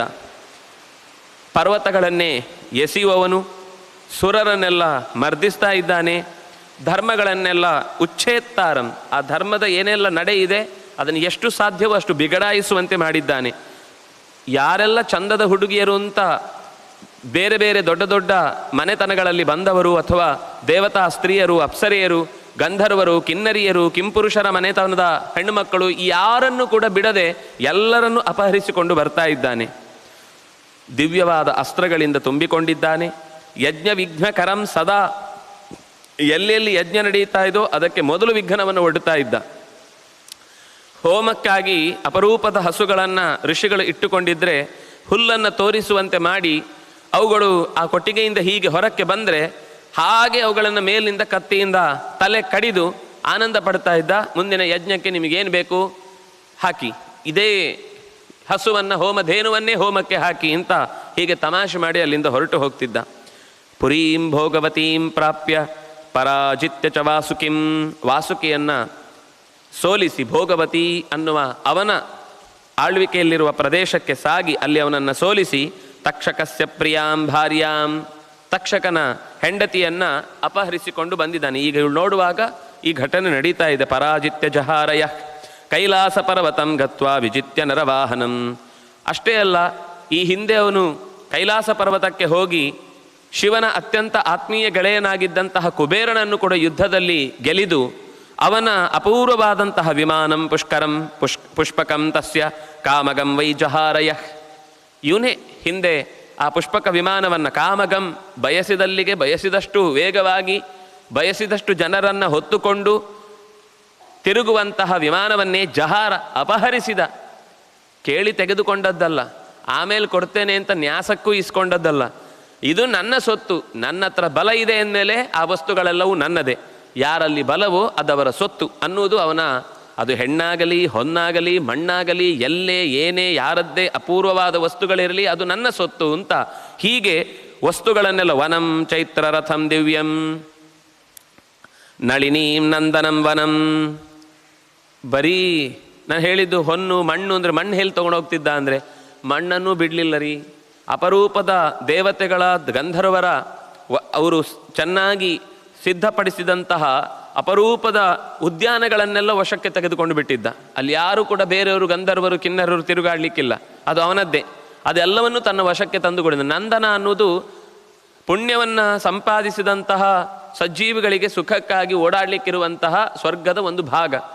ಆ ಭಾಗವನ್ನೇ ತನ್ನ ವಶದಲ್ಲಿಟ್ಟುಕೊಂಡು ಅಲ್ಲಿ ನಾನು ಓಡಾಡಬೇಕು ಹೊರತು ಬೇರೆ ಯಾರಿಗೂ ಓಡಾಡಲಿಕ್ಕಿಲ್ಲ. ಹೀಗೆ ವಿನಾಶಯತಿ ಯಃ ಕ್ರೋಧಾತ್ ಉದ್ಯಾನಾನಿ ಚ ಚಂದ್ರ ಸೂರ್ಯೌ ಮಹಾಭಾಗೌ ಉತ್ತಿಷ್ಠಂತೌ ಪರಂತಪೌ. ಯಾವುದನ್ನು ತಗೊಂಡು ಹೋಗ್ಲಿಕ್ಕೆ ಆಗ್ತಿರ್ಲಿಲ್ವೋ ಅಥವಾ ಅಲ್ಲಿ ವಶವನ್ನು ತೆಗೆದುಕೊಂಡ್ರು ಅಲ್ಲಿ ಬಂದಿರ್ಲಿಕ್ಕೆ ಆಗ್ತಿರ್ಲಿಲ್ವೋ ಅಂಥದ್ದನ್ನು ಉಳಿಸ್ತಿರ್ಲಿಲ್ಲ. ಉದ್ಯಾನಾನಿ ವಿನಾಶಯತಿ, ಮರಗಳನ್ನು ಕಡಿದು ಹಾಕ್ತಾ ಇದ್ದ, ಕಾಡುಗಳನ್ನು ಸುಟ್ಟು ಬಿಡ್ತಾ ಇದ್ದ, ಕಾಡು ಪ್ರಾಣಿಗಳನ್ನೆಲ್ಲ ಗೋಗರಿಯುವುದನ್ನು ನೋಡಿ ಆನಂದ ಪಡ್ತಾ ಇದ್ದ. ಹೀಗೆ ಯಾವುದನ್ನು ಭೂಮಿಯ ಮೇಲೆ ಸುಖವಾಗಿರಲಿಕ್ಕೆ ಬಿಡಬಾರದು. ಅದು ದೇವಲೋಕದಿಂದ ಹಿಡಿದು ಭೂಲೋಕದಿಂದ ಹಿಡಿದು ಭೋಗವತಿಯಂತಹ ಅತ್ಯಂತ ನಾಗಲೋಕದ ತನಕವೂ ಸಾಗಿ ಎಲ್ಲವೂ ತನ್ನ ವಶದಲ್ಲಿರಬೇಕು ಅಂತ ಬಯಸಿ ಸೂರ್ಯಚಂದ್ರರು ಕೂಡ ಇವನು ಬಂದಾಗ ಎದ್ದು ನಿಲ್ಲಬೇಕಿತ್ತಂತೆ. ಉತ್ತಿಷ್ಠಂತವು ಪರಂತಪವು, ಅವರನ್ನು ಹಾಗೆ ಇರಿಸಿಕೊಂಡಿದ್ದ. ನಿವಾರಯತಿ ಬಾಹುಭ್ಯಾಂ ಯಶೈಲ ಶಿಖರೋಪಮಃ, ಬೆಟ್ಟವನ್ನು ನನಗೆ ಅಡ್ಡಕ್ಕೆ ಆಗ್ತಾ ಇದೆ ದಾರಿಗೆ ಅಂತ ಹೇಳಿ ಪಕ್ಕಕ್ಕಿರಿಸಿ ಬಿಡ್ತಿದ್ದ. ಇಲ್ಲಿ ಯಾವುದೋ ಕಾಡು, ಯಾವುದೋ ಋಷಿಗಳು ಆಶ್ರಮ, ಅದು ಇದು ಯಾವುದನ್ನು ನೋಡದೆ ಬೆಟ್ಟವನ್ನು ಎತ್ತಿ ಪಕ್ಕಕ್ಕೆ ಕಿತ್ತು ಇನ್ನೊಂದು ಕಡೆ ಇಟ್ಟು ಹೊರಟೋಗ್ತಿದ್ದ. ದಶವರ್ಷ ಸಹಸ್ರಾಣಿ ತಪಸ್ತಪ್ತ್ವಾ ಮಹಾವನೇ. ಅಷ್ಟೇ ಅಲ್ಲ, 10,000 ಕಠೋರವಾದ ತಪಸ್ಸು ನಡೆಸ್ತಾ ಇದ್ದ. ನಾವೆಲ್ಲ ಅಂದ್ಕೊಳ್ಳೋದು ತಪಸ್ಸು ಮಾಡಿದವರೆಲ್ಲ ಒಳ್ಳೆಯವರು ಅಂತ. ತಪಸ್ಸು ಮಾಡಿದ ತಕ್ಷಣ ಒಳ್ಳೆಯವರಾಗಬೇಕಾಗಿಲ್ಲ. ತಪಸ್ಸು ಅನ್ನೋದು ಇನ್ಸ್ಟ್ರೂಮೆಂಟ್, ಅದು ಅದನ್ನು ಯಾವುದಕ್ಕೆ ಬಳಸ್ತಾನೆ ಅನ್ನೋದ್ರ ಮೇಲೂ ಅದರ ನಿರ್ಣಯ ಆಗುತ್ತೆ. ಅವನ ಆ ತಪಸ್ಸನ್ನು ಬಳಸಿ ಲೋಕಕ್ಕೆ ಮತ್ತಷ್ಟು ಮಸಿ ಬಳಿಯುವ ಕೆಲಸ ಮಾಡಿದಾಗ ಆ ತಪಸ್ಸು ಅನ್ನೋದು ಒಂದು ಕೆಟ್ಟ ಪದಾರ್ಥವೇ ಆಗುತ್ತೆ. ತಪಸ್ಸನ್ನು ಉಪಯೋಗಿಸಿಕೊಂಡು ಆತ್ಮೋದ್ಧಾರಕ್ಕೆ ಲೋಕೋದ್ಧಾರಕ್ಕಾಗಿ ಯಾರು ಪ್ರಯತ್ನಿಸ್ತಾನೋ ಅದು ಆಗ ಒಳ್ಳೆಯ ಆಯುಧವೆನಿಸಿ ದೇವತೆಗಳ ಕೈಯಲ್ಲಿರುವ ಆಯುಧದಂತೆ ರಕ್ಷಣೆಯನ್ನೇ ಮಾಡುತ್ತೆ. ಪುರಾ ಸ್ವಯಂಭುವೇ ಘೋರ ಶಿರಾಂಶುಪ ಉಪಜಹಾರ ಯಹ. ಹಿಂದೆ ಇದೇ ರೀತಿ ತಪಸ್ಸು ಮಾಡಿ 10,000 ವರ್ಷಗಳ ಕಾಲ ತನ್ನ ತಲೆಯನ್ನೇ ಚತುರ್ಮುಖನಿಗೆ ಬಲಿ ಕೊಟ್ಟು ಆಗ ಅವನು ನೀನು ಏನು ಕೇಳ್ತೀಯೋ ಎಲ್ಲವನ್ನು ಕೊಡ್ತೇನೆ ಅಂತ, ಹೀಗೆ ಕತ್ತರಿಸಿ ಎಷ್ಟು ಬೇಕಾದರೂ ಕೊಡ್ತೇನೆ ಅಂತ ಕತ್ತರಿಸಿದಷ್ಟು ಮತ್ತೆ ಮತ್ತೆ ಇಟ್ಟಿದ್ದಾನೆ ತಲೆಯನ್ನು. ಚತುರ್ಮುಖ ಇಟ್ಟು ಅದು 10 ಆಗಿದೆ. ಆಮೇಲೆ ಇನ್ನೇನು ಬೇಕು ಕೇಳಪ್ಪ ಅಂದದ್ದು ಹಾಗೆ ಉಳಿದು ಹೋಯಿತು ತಲೆಗಳು. ದೇವದಾನವ ಗಂಧರ್ವ ಪಿಶಾಚ ಪತಗೋರಗೈಹಿ ಅಭಯಂ ಯಸ್ಯ ಸಂಗ್ರಾಮೇ ಮೃತ್ಯುತೋ ಮಾನುಷಾದೃತೆ ಮಂತ್ರೈರಭಿಷ್ಟುತಂ ಪುಣ್ಯಂ ಅಧ್ವರೇಷು ದ್ವಿಜಾತಿಭಿಃ ಹವಿರ್ಧಾನೇಷು ಯಸ್ಸೋಮಂ ಉಪಹಂತಿ ಮಹಾಬಲಃ ಆಪ್ತ ಯಜ್ಞ ಹರಂ ಕ್ರೂರಂ ಬ್ರಹ್ಮಗ್ನಂ ದುಷ್ಟಚಾರಿಣಂ. ದೇವತೆಗಳು, ಗಂಧರ್ವರು, ಕಿನ್ನರರು, ಪಿಶಾಚಿಗಳು, ಆಕಾಶದಲ್ಲಿ ಹಾರುವಂತಹ ಹಕ್ಕಿಗಳು, ಉರಗಗಳು, ಇವ್ಯಾವುದನ್ನು ಕೂಡ ಉಳಿಸ್ತಿರಲಿಲ್ಲ. ಯಾವುದಕ್ಕೂ ಬದುಕಲಿಕ್ಕೆ ಅವಕಾಶವನ್ನೇ ಕೊಡ್ತಿರಲಿಲ್ಲ. ಇವರೆಲ್ಲ ಇವನ ಕೈಗೆ ಸಿಕ್ಕಿದರೆ ನಾವು ಪ್ರಾಣವನ್ನೇ ಕಳ್ಕೊಳ್ಬೇಕು ಅಂತ ಮರೆಯಾಗಿ ನಿಲ್ತಾ ಇದ್ರು. ಅವನು ಚತುರ್ಮುಖನ ಹತ್ರ ಕೇಳಿದ ವರ, ಈ ಯಾರಿಂದಲೂ ಕೂಡ ನನಗೆ ಸಾವು ಬರಕೂಡದು. ಆದರೆ ಮಾನುಷಾದೃತೆ, ದೇವತೆಗಳಿಂದಾಗಲಿ ದಾನವರಿಂದಾಗಲಿ ಗಂಧರ್ವರಿಂದಾಗಲಿ ಪಿಶಾಚಗಳಿಂದಾಗಲಿ ಹಕ್ಕಿಗಳಿಂದಾಗಲಿ ಅಥವಾ ಪ್ರಾಣಿಗಳಿಂದಾಗಲಿ ಉರಗಗಳಿಂದಾಗಲಿ ಅಭಯಂ ಯಸ್ಯ ಸಂಗ್ರಾಮಿ, ಅವುಗಳಿಂದ ನನಗೆ ಭಯ ಬರಬಾರದು. ಆದರೆ ಮೃತ್ಯುವನ್ನೇ ಪೂರ್ತಿಯಾಗಿ ಗೆಲ್ಲುವುದು ಸಾಧ್ಯ ಇಲ್ಲ ಅಂತ ಒಂದು ಒಕ್ಕಣೆ ನಿರಂತರ ಇದ್ದದ್ರಿಂದ, ಹಾಗಾದರೆ ಮಾನುಷಾದೃತೆ, ಮನುಷ್ಯರೊಬ್ಬರನ್ನು ಬಿಟ್ಟು ನನಗೆ ಬೇರೆ ಎಲ್ಲರಿಂದಲೂ ಅಭಯ ಸಿಗಲಿ. ಆಪ್ತ ಯಜ್ಞಹರಂ, ಅತ್ಯಂತ ಪ್ರೀತಿಯಿಂದ ಶ್ರದ್ಧೆಯಿಂದ ಯಾರು ಯಜ್ಞ ಮಾಡ್ತಾ ಇದ್ರೋ ಅಂಥ ಯಜ್ಞವನ್ನು ಕೆಡಿಸ್ತಾ ಇದ್ದ, ಅತ್ಯಂತ ಕ್ರೂರಿಯಾಗಿ. ಬ್ರಹ್ಮಘ್ನಂ, ವೇದದ ಚಿಂತನೆಗಳನ್ನು ತಪ್ಪಿಸಿದ್ದಾನೆ, ವೇದ ಓದುವವರನ್ನು ನಾಶಪಡಿಸಿದ್ದಾನೆ. ವೇದ ಅಂದ ತಕ್ಷಣ ಬರೀ ಯಾವುದೋ ಮಂತ್ರ ಅಂತಲ್ಲ, ಲೋಕಕ್ಕೆ ಹಿತವಾಗಿ ಬದುಕುವುದೇ ವೈದಿಕ ಜೀವನ. ಸಂಸ್ಕೃತಿ ಅಂತ ಅನ್ನೋದು ಪ್ರಕೃತಿಯನ್ನು ಆರಾಧಿಸಿ ಪ್ರಕೃತಿಯ ಜೊತೆಗೆ ಪ್ರಕೃತಿಯ ಮಡಿಲಲ್ಲಿ ಬದುಕುವಂಥದ್ದು. ಹಾಗೆ ಬದುಕುವವರನ್ನು ಬಿಡ್ತಿರಲಿಲ್ಲ. ದುಷ್ಟಚಾರಿಣಂ, ದುಷ್ಟತನದಿಂದ ಅವರನ್ನೂ ಕೂಡ ಕೆಡಿಸ್ತಾ ಇದ್ದ, ತಾನೂ ಅಂತಹ ಕೆಡುಕಿನ ಕೆಲಸಗಳಲ್ಲೇ ತೊಡಗುತ್ತಾ ಇದ್ದ. ಹವಿರ್ಧಾನೇಶು ಸೋಮಂ, ಯಜ್ಞದಲ್ಲಿ ಸೋಮವನ್ನು ಕೊಡಬೇಕು ಅಂತ ಋಷಿಗಳು ಕಾದು ಹಿಡಿದಿದ್ದರೆ ದೇವತೆಗಳನ್ನು ಪಕ್ಕಕ್ಕೆ ಸರಿಸಿ ತಾನೇ ಅದನ್ನು ಸ್ವೀಕರಿಸ್ತಾ ಇದ್ದ. ಅಂತಹ ಸರ್ವಭೂತಾನಾಂ ಸರ್ವಲೋಕ ಭಯಾವಹಂ, ಎಲ್ಲ ಭೂತಗಳಿಗೂ ಭಯಂಕರ ನೆನೆಸಿ, ಭಯದ ಮೂಟೆಯೇ ನಮ್ಮ ಮುಂದೆ ಯಾವಾಗಲೂ ನೆಲೆ ನಿಂತಿದೆ, ವಿಕಾರವಾಗಿ ನಮ್ಮನ್ನು ನುಂಗುತ್ತೆ ಅಂತ ಕಣ್ಣು ಬಿಡುವಷ್ಟು ಕರ್ಕಶಂ ನಿರನುಕ್ರೋಶಂ, ಕರುಣೆ ಎನ್ನುವುದು ಅವನ ಸುತ್ತಲೂ ಎಲ್ಲೂ ಸುಳಿಯುವಂಥದ್ದಿಲ್ಲ. ಅವನ ಮನಸ್ಸು ಕರ್ಕಶ, ಮಾತು ಕರ್ಕಶ, ಧ್ವನಿ, ಆ ಕಣ್ಣಿನ ನೋಟವು ಅತ್ಯಂತ ಭಯಾನಕ.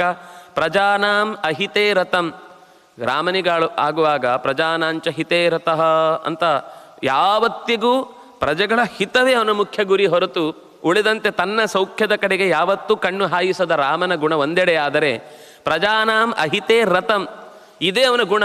ಇದನ್ನು ಹೆಗ್ಗಳಿಕೆಯಿಂದ ಹೇಳಿಕೊಳ್ಳುವಂಥದ್ದು. ನನ್ನ ಭಯದಲ್ಲಿ ಬದುಕಬೇಕು ಹೊರತು ಸುಖವಾಗಿ ನೀವು ಬದುಕಿ ನಿಮ್ಮ ಸಂತೋಷವನ್ನೇ ನಿಮ್ಮ ಸ್ವಂತ ಬಲದಿಂದ ಸಾಮರ್ಥ್ಯದಿಂದ ಪ್ರಯತ್ನದಿಂದ ಏನಾದರೂ ಸಾಧಿಸಿದ್ರು ಅದೂ ಕೂಡ ನಾನು ಕೊಟ್ಟರೆ ನಿಮಗೆ ಇರಬೇಕಷ್ಟೇ.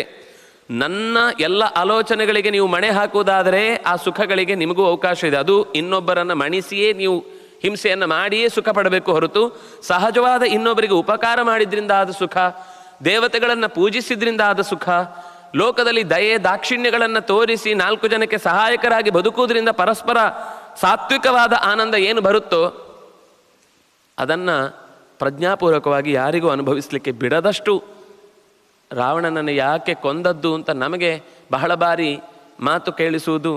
ಒಬ್ಬ ಇಷ್ಟು ದೊಡ್ಡ ತಪಸ್ವಿ, ಕಾಲಕ್ಕೆಲ್ಲ ಸಂಧ್ಯಾ ಮಾಡ್ತಿದ್ದ, ತುಂಬ ತಪಸ್ಸು ಮಾಡಿದ್ದಾನೆ, ಎಷ್ಟು ದೊಡ್ಡ ಜ್ಞಾನಿಯಾಗಿದ್ದ, ಅವನನ್ನು ಬೇರೆ ಪೌರೋಹಿತ್ಯಕ್ಕೆ ಬೇರೆ ಕೂಡಿಸಿ ರಾಮನ ಯಜ್ಞಕ್ಕೆ, ರಾಮನ ಯುದ್ಧಕ್ಕೆ ಪೂರ್ವಪೀಠಿಕೆ ಬೇರೆ ಕೆಲವರು ಹಾಕಿಸ್ತಾರೆ. ಇದ್ಯಾವುದು ರಾಮಾಯಣದಲ್ಲಿ ಬಂದ ಕಥೆ ಅಲ್ಲ. ಅವನು ಹಾಗೆಲ್ಲ ಮಾಡೋದಿದ್ರೆ ಇಲ್ಲಿ ಋಷಿಮುನಿಗಳ ಯಜ್ಞಕ್ಕೆ ಯಾಕೆ ತೊಡಕು ಮಾಡಬೇಕು? ರಾಮಾಯಣದಲ್ಲೇ ಬಂದ ಮಾತು. ರಾವಣ ನಮಗೆ ರಾಮಾಯಣದಲ್ಲಿರುವಂತೆ ಗೊತ್ತಾಗಬೇಕು ಹೊರತು ರಾವಣನ ಪರಂಪರೆಯಲ್ಲಿ ಬಂದವರೆಲ್ಲ ರಾವಣನ ಬಗ್ಗೆ ಬರೆದದ್ದನ್ನು ಇಟ್ಟುಕೊಂಡು ರಾವಣನ ಗುಣಧರ್ಮವನ್ನು, ಅವನ ವ್ಯಕ್ತಿ ಚಿತ್ರಣವನ್ನು ನಾವು ಅರ್ಥ ಮಾಡಿಕೊಳ್ಳಿಕ್ಕೆ ಸಾಧ್ಯ ಇಲ್ಲ. ಕವಿಗಳು ಬೇಕಾದಷ್ಟು ತಮಗೆ ಬೇಕಾದಂತೆ, ಇಷ್ಟಪಟ್ಟಂತೆ, ತಮ್ಮ ಸುತ್ತಲಿನ ಪ್ರಭಾವ ಇದ್ದಂತೆ ಅದೇ ಪೀಳಿಗೆಯ ಮಂದಿಯ ನೆತ್ತರಿನ ಗುಣವನ್ನು ತಾವೇ ಹೊಕ್ಕಿಸಿಕೊಂಡು ಅದನ್ನು ಮಾತಾಡಿದಂತೆ ಕಂಡ ತಕ್ಷಣ ಅದು ರಾವಣನ ಗುಣಧರ್ಮ, ವ್ಯಕ್ತಿ ಚಿತ್ರಣ ಆಗೋದು ಸಾಧ್ಯ ಇಲ್ಲ. ಆದ್ದರಿಂದ ರಾವಣನ ಬಗ್ಗೆ ಇದು ಯಾರೋ ಬೇರೆಯವರು ಹೇಳಿದ್ದೂ ಅಲ್ಲ. ಇದಿಷ್ಟನ್ನು ನೋಡಿ ಹೇಳ್ತಾ ಯೋಚನೆ ಮಾಡ್ತಾ ಇರುವವಳು ಸ್ವತಃ ತನ್ನ ತಂಗಿಯೇ ಆಗಿರುವಂತಹ ಶೂರ್ಪನಖೆ ಇಷ್ಟು ಯೋಚನೆ ಮಾಡ್ತಾ ಇದ್ದಾಳೆ. ಯೋಚನೆ ಮಾಡಿ ಇಂತಹ ಅಣ್ಣನನ್ನು ರಾವಣಂ ಸರ್ವಭೂತಾನಾಂ ಸರ್ವಲೋಕ ಭಯಾವಹಂ ರಾಕ್ಷಸಿ ಭ್ರಾತರಂ ಶೂರಂ ಸಾದದರ್ಶ ಮಹಾಬಲಂ, ಅತ್ಯಂತ ಬಲಿಷ್ಠನಾದಂತಹ ತನ್ನ ಅಣ್ಣನನ್ನು ಭಗಿನಿ ಎನಿಸಿದಂತಹ ಶೂರ್ಪನಖೆ ಕಂಡು ಕಸಿಬಿಸಿಕೊಂಡಿದ್ದಾಳೆ. ದಿವ್ಯ ವಸ್ತ್ರಾಭರಣ ಎಲ್ಲವನ್ನು ಹೊತ್ತಿದ್ದಾನೆ, ದಿವ್ಯವಾದ ಮಾಲೆಯನ್ನು ತೊಟ್ಟಿದ್ದಾನೆ, ಒಳ್ಳೆಯ ಆಸನದಲ್ಲಿ ಕೂತಿದ್ದಾನೆ, ಕಾಲ ಮಿವೋದ್ಯತಂ, ಬೇಕಾದ್ದೆಲ್ಲ ಕಾಲಕ್ಕೆ ಸರಿಯಾಗಿ ಒದಗ್ತಾ ಇದೆ. ತಿನ್ನುವುದಕ್ಕೆ, ಉಣ್ಣುವುದಕ್ಕೆ, ನೋಡುವುದಕ್ಕೆ, ಕೇಳುವುದಕ್ಕೆ, ಹಾಡುವುದಕ್ಕೆ, ಕುಣಿಯುವುದಕ್ಕೆ ಎಲ್ಲದಕ್ಕೂ ಕಾಲಕ್ಕೆ ಬೇಕಾದ ಜನಗಳು ಅವನ ಸುತ್ತ ಹೇಳಿದಂತೆ ಕೇಳ್ತಾ ಇದ್ದಾರೆ. ಇಂತಹ ರಾಕ್ಷಸೇಂದ್ರನಾದ ಪೌಲಸ್ತ್ಯನನ್ನು ಕಂಡು ರಾವಣಂ ಶತ್ರುಹಂತಾರಂ ಮಂತ್ರಿಭಿ ಪರಿವಾರಿತಂ, ಶತ್ರುಗಳನ್ನು ಸೆದೆಬಡಿಯಬಲ್ಲ ಮಂತ್ರಿಗಳಿಂದ ಸದಾ ಕೂಡಿಕೊಂಡು ಏನಾದರೂ ಒಂದು ಬೇಡವಾದ ಕೆಟ್ಟ ಕೆಲಸಕ್ಕೆ ಬೆರಗೆಟ್ಟ ಉಪಾಯಗಳನ್ನೇ ಉಪಯೋಗಿಸಿಕೊಂಡು ಮತ್ತಷ್ಟು ಭಯವನ್ನೇ ಹುಟ್ಟಿಸುವುದಕ್ಕಾಗಿ ನಿಂತಿದ್ದ ಅಣ್ಣನನ್ನು ರಾಕ್ಷಸಿ ಭಯವಿಹ್ವಲ ಅಭಿಗಮ್ಯ ಅಬ್ರವೀದಿದಂ ವಾಕ್ಯಂ. ಭಯದಿಂದ ಕಂಗಳನ್ನು ಮತ್ತಷ್ಟು ಅರಳಿಸಿ, ಭಯ ಆಗಿದೆ, ಆದರೆ ಆ ಭಯ ಆಗಿದೆ ಅನ್ನೋದನ್ನು ಮುಂದೆ ಅವಳು ಹೇಳುವ ಮಾತುಗಳಲ್ಲಿ ಗಮನಿಸಿದರೆ ಅಣ್ಣ ಹೀಗಾಯಿತು ಅಂತ ಏನೂ ಹೇಳಲ್ಲ. ನಾವು ಇವತ್ತು ಬಡ್ಕೊಳ್ಳುವ ಅನೇಕ ಜನರ ಮಾತುಗಳು ಅದು ಯಥಾವತ್ತಾಗಿ ಶೂರ್ಪನಖೆಯ ಮಾತು ಅಂತ ನಾನು ನಿಮಗೆ ಬಿಡಿಸಿ ಹೇಳಬೇಕಾಗಿಲ್ಲ. ಅವಳ ವಾಕ್ಯ ಓದ್ತೇನೆ. ಅವಳ ವಾಕ್ಯ ಓದಿದಾಗ ಇವತ್ತು ಯಾವೆಲ್ಲ ಮಾತಿನಲ್ಲಿ ಇಂಥ ರೀತಿಯ ಪ್ರಮೇಯಗಳೇ ಕಾಣಿಸ್ತಾ ಇದೆ ಅಂತ ನೀವು ಊಹಿಸಿಕೊಂಡ್ರೆ ರಾಮಾಯಣ ಇವತ್ತಿಗೂ ಎಷ್ಟು ಪ್ರಸ್ತುತ, ಇಂಥ ಸಮಯದಲ್ಲಿ ನಮಗೆ ಎಷ್ಟು ಎಚ್ಚರ ಇರಬೇಕು ಅನ್ನೋದನ್ನು ಅವಳ ಮಾತುಗಳು ತಿಳಿಸಿಕೊಡ್ತಾವೆ. ಒಂದು ರೀತಿಯಲ್ಲಿ ಭೂತದ ಬಾಯಲ್ಲಿ ಭಗವದ್ಗೀತೆ ಅನ್ನುವ ರೀತಿ ನಮಗೆ ಅನ್ನಿಸುತ್ತೆ. ಆದರೆ ಇಷ್ಟೂ ಆಡಿದ್ದವಳು ತನ್ನ ಸ್ವಾರ್ಥವನ್ನು ಸಿದ್ಧಿಸಿಕೊಳ್ಳಿಕ್ಕೆ ಅಂತ ಗೊತ್ತಾದಾಗ ಅಷ್ಟು ಕೇಳಿಕೆ ಕೂಡ ನಮ್ಮ ಮೇಲೆ ಪ್ರಭಾವ ಬೀರದೆ ಅವಳ ಮೇಲೆ ಮತ್ತಷ್ಟು ಕೋಪವೇ ಬರುತ್ತೆ. ಏನು ಇಷ್ಟೆಲ್ಲ ಮಾತಾಡಿ ಹೇಳಿದ್ದೇನು ಕೊನೆಗೆ ಅಂತ.